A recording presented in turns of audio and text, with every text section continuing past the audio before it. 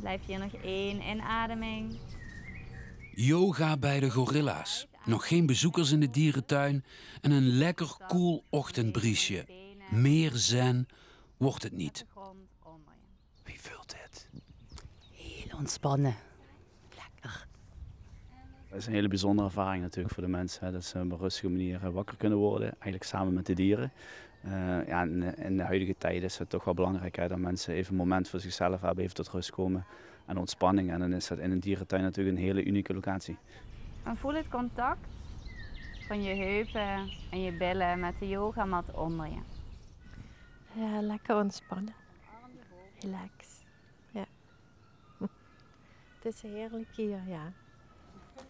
Een uur voordat de poort openging voor publiek, mochten zij al naar binnen.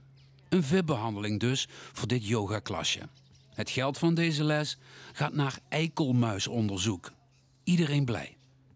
Volgens mij wel, ja. Kijk ze maar liggen. Ze zijn heel ontspannen. Ja. Heel relaxed de dag beginnen is het halve werk.